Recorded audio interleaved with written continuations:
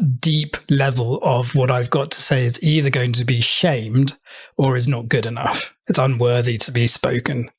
And it's like either people are going to like take the piss out of it or they're going to shame me, because that's sort of where the sort of culture that we're living in.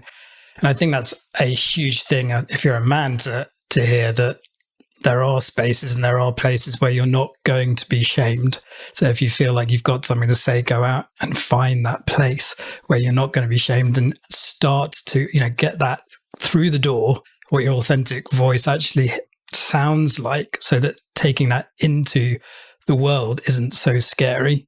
And on the other side, if there are women listening to this, like, hear how shamed men are or how they feel, because it is actually seen as being brave and courageous nowadays for men to actually just speak their truth. And that, if we want to talk about living in a mad world, that is living in a mad world. And add to this, what do men do? I wrote this in a LinkedIn post the other day. What do men do when they feel suppressed and they feel put into a corner? Well, they fight. So if you want to have a look at what's happening in the world at the moment, it's what suppressed men do. We fight and we box out of the corner. And we've got to stop specifically talk about privileged men, stop suppressing and putting men in these boxes, because all they'll do is fight. We have to hear people out and have the spaces to listen to each other, no matter how privileged they seem. Right. Just because maybe you do have certain kinds of privilege, right? It doesn't mean that what you say isn't intrinsically wrong. It doesn't mean you might not have valuable things to say, and it also doesn't mean there are many ways in which you might be struggling or suffering, right? There are no lines around who's allowed to suffer and in what ways.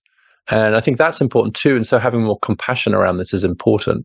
The only thing I'd add to that, I agree with all of that, is there's a bit of a vicious circle here where if men don't feel they can speak up, or they don't speak up often enough, or they don't get enough opportunities to speak up, or they're worried about being shouted down, it kind of builds up in them.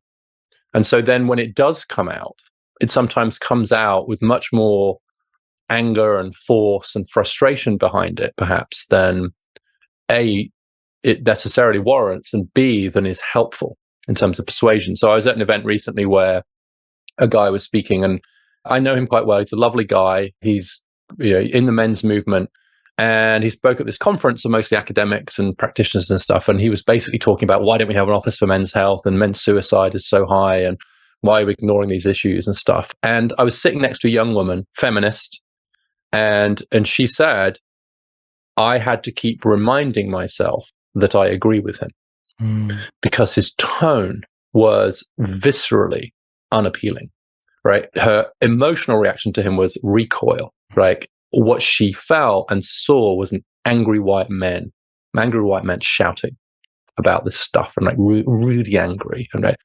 But for him, and I talked to him about it afterwards, for him, it's like, I almost never get the microphone. And this stuff's been building up in me for a long time. And so by God, when it comes out, it comes out. So the problem with that is that you're not persuasive when you do that.